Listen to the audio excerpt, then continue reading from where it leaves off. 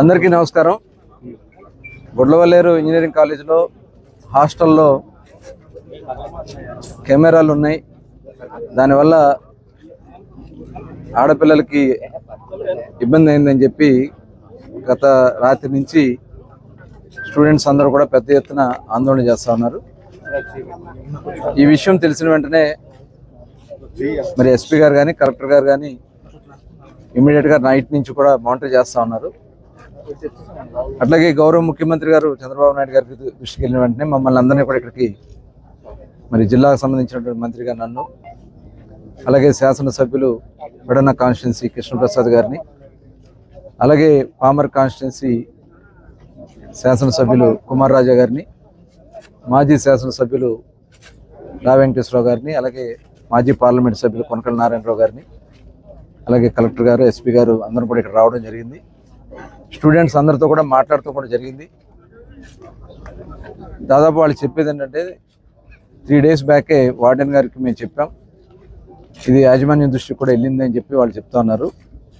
అయినా కూడా అక్కడ ఎటువంటి ఇది జరగలేదు. దాని మీద మాకు భయం వేసి మేము అందరూ కూడా ఆందోళన దిద్దడం జరుగుతుందని చెప్పారు. వాళ్ళందరికీ కూడా, ఎందుకంటే ఇది చాలా దురదృష్టకరం.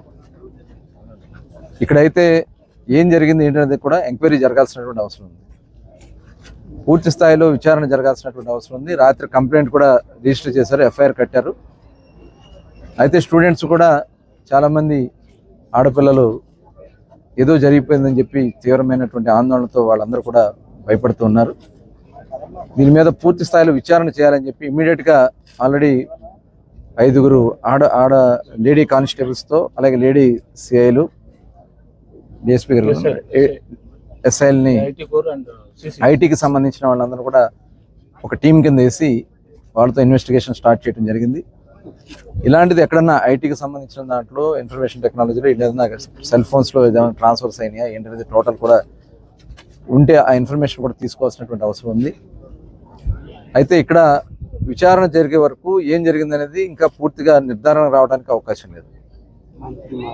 కొంత అనుమానాలు కూడా ఉన్నాయి. అనుమానాన్ని కూడా నివృత్తి చేసుకునే దానికి కొంత ఇన్వెస్టిగేషన్ ఇమ్మీడియట్గా చేయమని చెప్పి గౌరవ ముఖ్యమంత్రి గారు ఆదేశించడం జరిగింది. దీన్ని చాలా రాష్ట్ర ప్రభుత్వం అయితే చాలా సీరియస్గా తీసుకుంది ఈ విషయంలో. ఎందుకంటే గతంలో కూడా చూసాం, ఎక్కడన్నా హాస్టల్స్లో కానీ లేదంటే ఎక్కడన్నా ఆడపిల్లల మీద ఏదైనా జరిగితే ఇమ్మీడియట్గా స్పందించి వెంటనే వాటి మీద చర్యలు తీసుకోవడం జరిగింది. గవర్నమెంట్ అయితే చాలా సీరియస్గా ఉంది ప్రభుత్వం.